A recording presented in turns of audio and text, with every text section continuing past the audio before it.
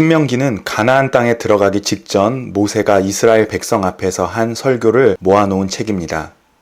히브리어 제목은 엘레 하드바림인데 이것은 그 말씀이다 라는 뜻입니다.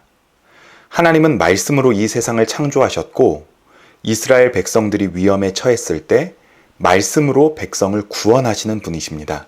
신명기의 히브리어 제목이 이것은 그 말씀이다 라는 것은 이 신명기서가 평생 붙들고 묵상해야 할 하나님의 말씀이라는 사실을 강조하는 것입니다.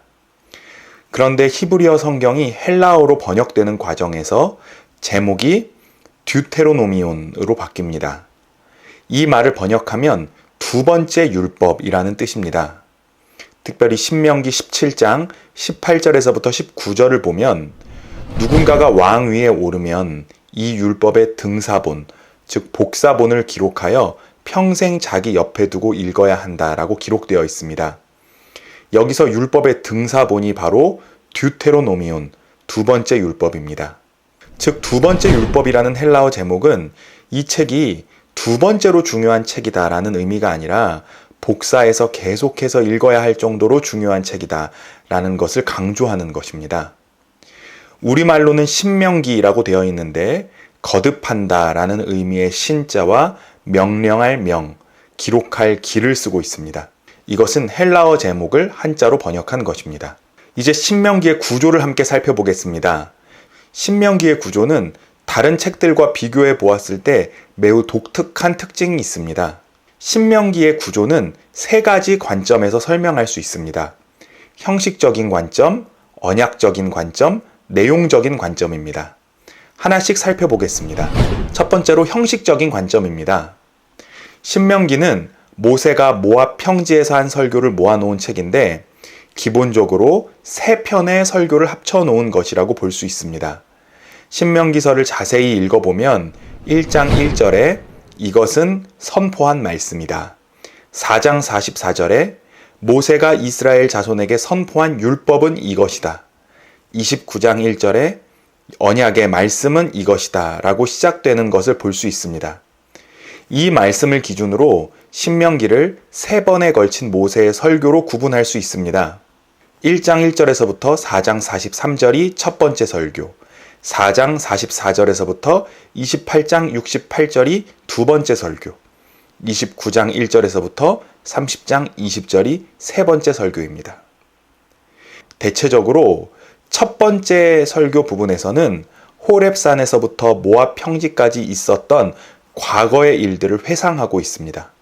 그리고 두 번째 부분에서는 이제부터 이스라엘 백성이 따라야 할 명령들이 기록되어 있습니다. 그리고 마지막 설교에는 권고와 미래에 대한 경고가 강조됩니다. 세 번의 설교가 각각 과거, 현재, 미래를 아우른다고 할 수 있습니다. 그리고 마지막 31장에서부터 34장에는 모세의 마지막 축복과 모세의 노래, 모세의 죽음이 기록되어 있습니다. 신명기 구조를 언약적인 관점에서도 설명할 수 있습니다. 고대 히타이트족이나 아수르 제국은 다른 나라를 침략한 후에 그 나라를 식민지로 삼고 식민지 백성과 조약을 맺는데 그때 일종의 조약서를 작성했습니다. 이 조약서가 아직도 남아있다고 합니다.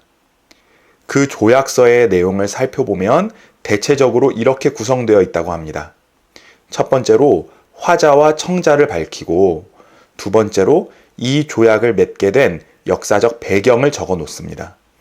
그리고 일반 조항과 세부 사항들을 넣고 이 계약을 지킬 시 받게 될 축복과 어길 시 받게 될 응징을 기록합니다. 그리고 마지막으로 증인과 보관 방법을 명시합니다. 그런데 흥미롭게도 신명기가 바로 이 구조를 그대로 따르고 있습니다. 1장 1절에서부터 1장 5절까지는 화자와 청자를 밝히고 있고 1장 6절에서부터 4장 49절까지는 중요한 사건들을 언급하고 있습니다. 즉, 과거에 대한 설교 장면이 나오고 있습니다. 그리고 10계명이 나오는 5장부터 11장까지 일반적인 조항들을 다루고 있습니다. 12장에서부터 26장까지는 구체적인 부분을 다루고 있는데 이 부분을 신명기 법전이라고 부릅니다. 출애굽기에 나오는 여러 구체적인 규례들이 그대로 담겨 있습니다. 27장에서부터 30장까지는 축복과 저주를 선포하고 마지막 31장부터 증인이 나옵니다. 특별히 이 증인으로 모세가 언급되고 있는데 31장 21절에 기록된 모세의 노래를 보면 이 노래가 증인이 되리라 라는 구절이 나옵니다. 이러한 관점에서 신명기서는 출애굽 1세대가 지나가고 새로운 세대와 하나님이 새로운 계약 관계를 맺는 문서라고 볼 수 있는 것입니다.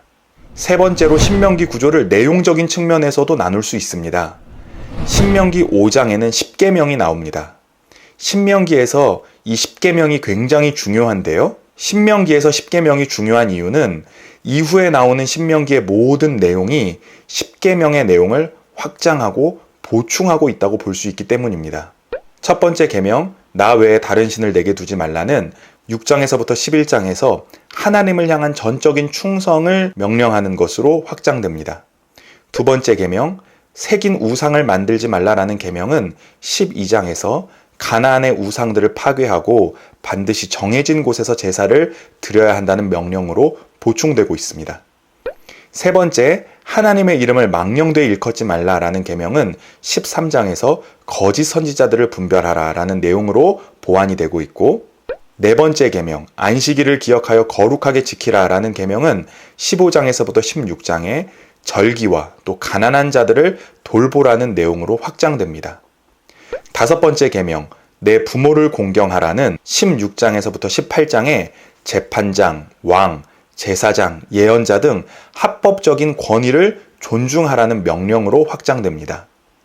여섯 번째 계명, 살인하지 말라는 19장에서부터 22장까지 도피성, 전쟁에 대한 규정, 또 살인사건을 처리하는 방법, 포로에 대한 규정으로 그 내용이 보충되고 있습니다.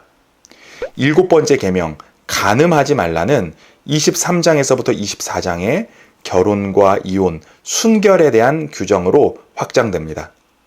여덟 번째 계명, 도둑질을 하지 말라는 23장에서부터 24장에서 정확한 임금을 주고 이자를 받지 말고 구제할 것을 명령하는 것으로 보충되고 있지요. 거짓 증언하지 말라라는 아홉 번째 계명은 25장에서 공정한 재판에 대한 강조로, 또 내 이웃의 것을 탐내지 말라는 열 번째 계명은 25장에서부터 26장에서 공정한 거래와 11조 규정으로 확대되고 있는 것을 볼 수 있습니다. 이렇게 보면 신명기 전체는 10계명에 대한 거대한 해설서라고 볼 수 있습니다. 이처럼 신명기는 다양한 관점에서 읽을 수 있는 책입니다. 신명기에서 가장 중요한 장을 꼽으라고 하면 6장의 쉐마 말씀을 꼽을 수 있을 것입니다. 이 쉐마 말씀을 보면 이스라엘아 들으라 라는 말이 나오는데 여기서 바로 이 들으라 라는 말이 쉐마입니다. 하나님께서는 이스라엘 백성들에게 들으라 라고 말씀하신 후에 우리 하나님 여호와는 오직 유일한 여호와이시니 라고 말씀하십니다. 여호와가 유일하다라는 말씀인데 이 말은 유일신 사상을 강조하는 말입니다. 이제 이스라엘 백성들은 가나안에 들어가게 되면 바알과 아세라를 비롯한 수많은 가나안의 신들을 만나게 될 것입니다. 하나님께서는 그 신들은 우상이고 오직 여호와 하나님만이 유일하시고 참되신 하나님이라고 말씀하고 계신 것입니다. 그런데 이 말씀을 조금 다른 의미에서 해석해 볼 수도 있습니다. 우리는 성경을 읽다 보면 때때로 하나님께서 이해할 수 없는 행동을 하시는 경우를 볼 때가 있습니다. 대표적으로 욥기를 들 수 있습니다. 또 이 백성들이 하나님으로부터 심판과 징계를 받을 때도 있습니다.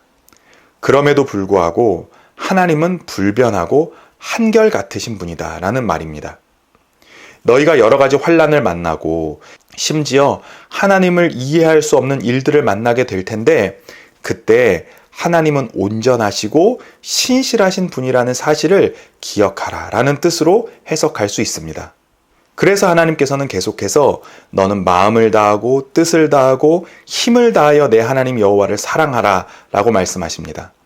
하나님을 사랑해야 하는데 어떻게 사랑해야 합니까? 마음을 다하고 뜻을 다하고 힘을 다해 사랑해야 합니다. 이것은 하나님께서 신실하신 분이신 것처럼 우리도 하나님을 사랑할 때 전적으로 하나님을 사랑해야 한다는 뜻입니다. 그리고 이 말씀을 마음에 새길 뿐만 아니라 자녀들에게 부지런히 가르치라 라고 말씀하십니다. 이것은 하나님의 말씀 안에서 이스라엘의 모든 세대가 하나가 되어야 한다는 의미입니다. 이렇게 신명기 6장의 쉐마 말씀은 여호와 하나님은 신실하신 분이시고 그 신실하신 하나님을 너희는 모든 것을 다해 사랑해야 하며 이 하나님의 말씀 앞에 모든 이스라엘 백성들이 하나 되어야 한다라는 것을 강조하는 말씀으로 볼 수 있는 것입니다. 네, 오늘도 이렇게 함께 신명기 말씀을 살펴보았습니다. 사실 신명기 말씀에 대해서는 설명해 드리고 싶은 내용이 훨씬 더 많이 있는데 일단 개관적인 설명은 여기까지 드리는 것으로 하겠습니다. 언젠가 이 신명기 말씀을 여러분들과 더 깊이 공부할 수 있는 날이 오게 되었으면 좋겠습니다. 여러분 창세기부터 신명기까지의 내용을 머릿속에 잘 기억해 두시고 성경을 천천히 읽어 나아가실 수 있게 되기를 바랍니다. 오늘 10분 성경은 여기까지입니다. 시청해 주셔서 감사합니다.